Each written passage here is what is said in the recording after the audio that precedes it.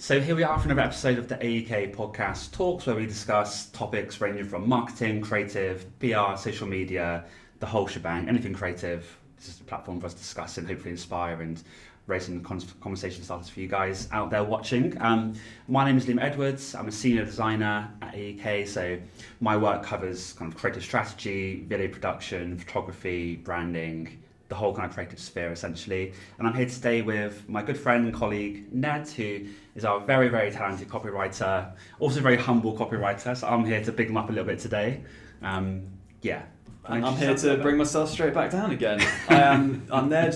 I'm a creative copywriter here at AgencyUK. I am the creator and inquiry fixer of all the typos that go on in this place. And it's a pleasure to be here, Liam. So what are we talking about? So today we're talking about a topic which myself and Ned this has been a theme that's been growing in the office for a while, and kind of creative catch-ups that we have within the creative team. Obviously we're always sharing bits of inspiration, things we see online, and me and Ned kind of had a very similar kind of thought around this, sometimes disagreeing as well, which is quite interesting. But it's around marketing for marketeers and the prevalence of how a lot of content you see on LinkedIn these days from creatives can get a lot of press, can get a lot of interest, a lot of reposts from creative directors and designers about how great and cool it is, but actually, is it designed for consumers? Is it successful, from a kind of commercial lens, or is it just designed to, get likes from social media essentially? So you get a hell of a lot of stuff on LinkedIn that gets a huge amount of press. It gets lots of likes, it gets lots of reposts. You get a lot of discussion from fellow creatives, fellow marketers, fellow directors, copywriters, designers, all chipping in, giving their 2 cents on brands that actually a lot of the public may not even know about. And it's what it leads to, obviously, is you get a situation where you have a brand that seemingly is dominating, and then actually in the real world, real consumers out and about that aren't related to the topic, they don't even know what it is. Yeah, absolutely. Let's call some brands out. So, Surreal. And for the record, we love Surreal. We do love Surreal. Fantastic packaging, and actually what they do online and what we've seen creatively is actually top tier. So I love them. I don't want to make any enemies behind it. But that is one which kind of sparked this conversation, wasn't it? So because Surreal, they are all over LinkedIn. Because if you follow marketing pages and marketing in general on LinkedIn, then you're going to find Surreal, because they are seen as this sort of like shining light of what a tone of voice and what a brand and what a sort of social media presence for a brand can look like. Because, well, don't have to sort of explain what their like vibe is, like the kind of gist of what they're like on there. Yeah, so Surreal was kind of a classic challenger brands. Obviously, the cereal industry is dominated by Kellogg's, all these kinds of well-known kind of landmark brands, which our parents ate and enjoyed when we were kids. Probably our grandparents in a lot of these situations too. So it's a very hard category to get into. I'd compare Surreal to actually brewdog is what comes to mind. So like for me 10 years ago, brewdog came along. Just at the kind of start of the whole craft scene, probably a bit earlier than that, actually, maybe 10, 15 years ago now. Show my age and the grey hairs. Yours is to come still. One day.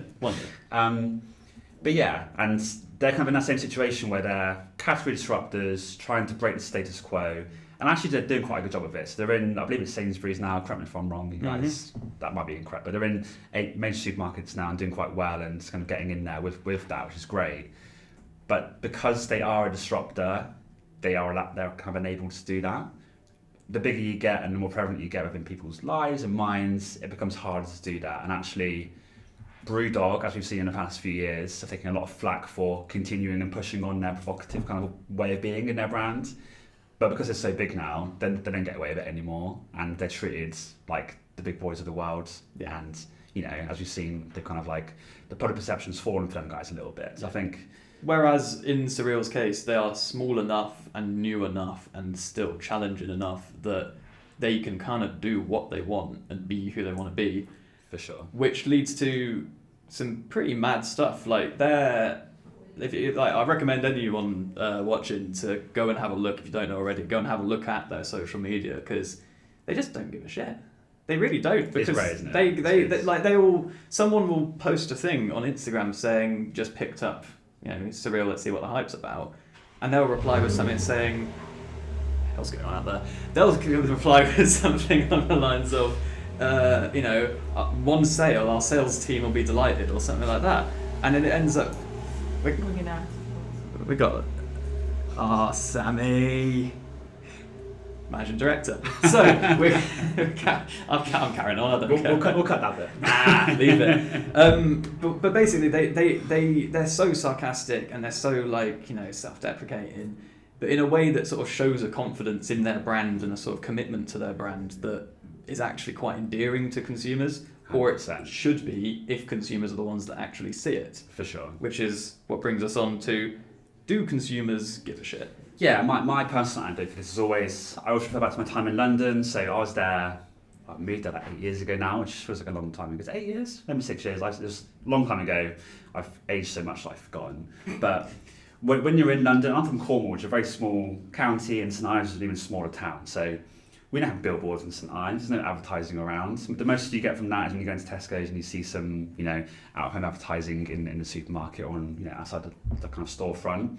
So when you come from a small place like that, you go into London and there's billboards everywhere. It's very much a kind of little kind of microcosm of a country, isn't it? It's like a separate entity and place to the rest of England. And I think when you're in that kind of bubble, you kind of can't see the wood for the trees almost. And when you leave that bubble, I came to Bath a year and a half, 2 years ago now, you don't see things about Surreal anyway. You don't see most of these adverts, and a lot of this stuff is very London focused. And I always just question how much people see of this stuff and what visibility they have beyond the big cities, which isn't a reflection of England, and online as well. Like my parents, for example, what do they know?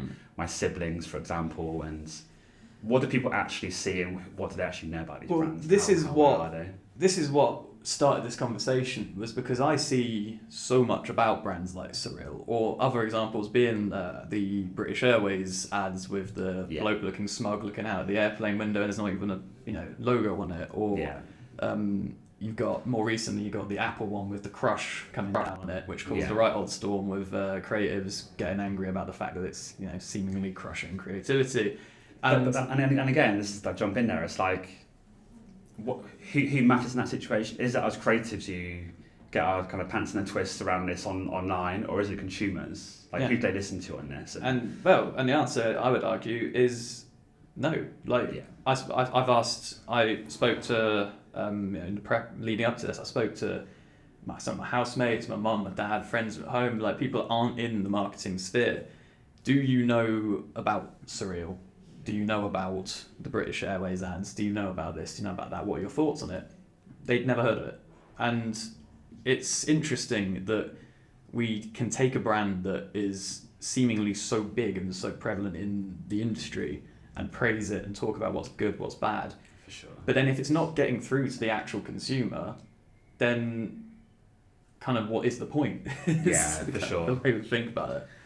100%. It's a hard one, isn't it? Because you can't and because a lot of creative now is seen digitally and online, there's a massive disconnect between kind of impressions and people commenting and liking or reposting or being angry on stuff on LinkedIn and how that actually affects in real life. And for Apple, that advert's got a lot of negative press from creatives. I don't particularly like it that much myself, but are they marketing to me? Potentially. Apple are a creatively kind of focused company, but their brand awareness is so high that it doesn't really matter that much. Like, they can kind of get away with pushing the boats out a little bit and getting a reaction. The whole, no bad press is, the bad press kind of quote, it's completely butchered, but do you get my point? It's like, they're big enough to get away with that.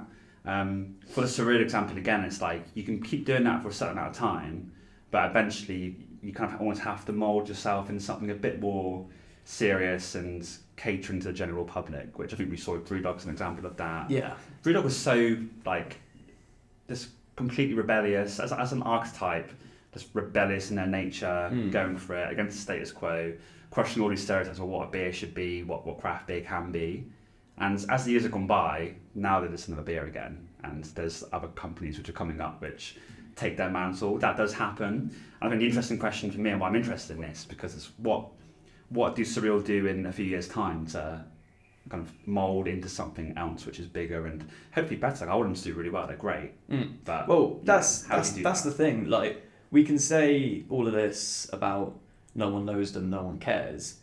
It's a bit like, off the lack of a better example, like when when your mate starts a YouTube account and everyone's giving him shit because he's there and he's getting like 20 views and no one's watching.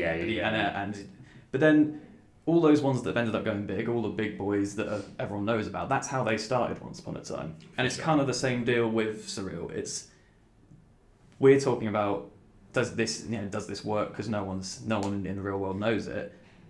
Is it actually a case of they will know about it, they will soon know about it, this is just the first of some very big and successful steps towards becoming the next brewdog, the next big shelf on the supermarket, top to tail Surreal all the way through.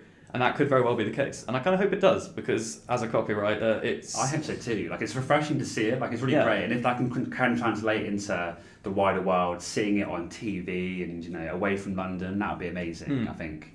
The tone of voice is so strong. And you, from a copywriting perspective, must be all over that. Like, I love it. Because from a copywriter's tone, like from a tone of voice side, like, we're always, I say we, copywriters as a whole, we're always wanting brands to be brave and to push it and to be as interesting, distinct, like to basically not take themselves seriously and to not be afraid of taking that risk.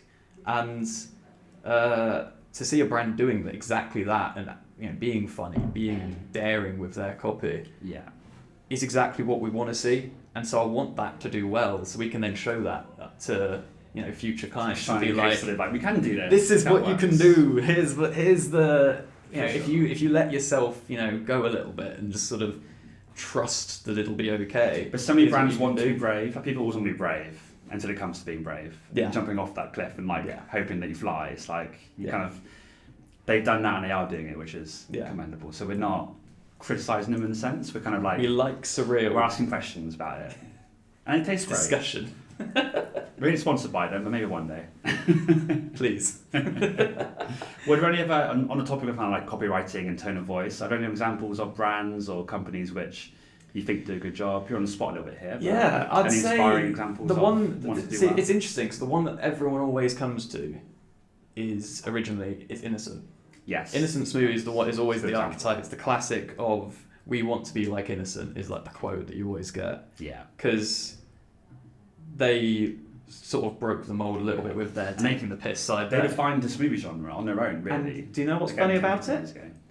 Is that the lead copywriter that did that for Innocent is the lead copywriter at Surreal. Honestly, really? Mm-hmm. There we go. It's did a good job then. I think. I've done a little bit of LinkedIn stalking. I'm not sure on that one. Don't quote me. Can you shout out for a name or? Big up though. Good, talented man or woman. Good bloke. So, yeah. Good stuff. Yeah, it's interesting. And again, I think like in a similar way to brewdog, they came in and disrupted that industry, which was very much growing 10, 15 years ago when I first started drinking innocent smoothies. And as you kind of go further along, they've actually retained their personality really nicely.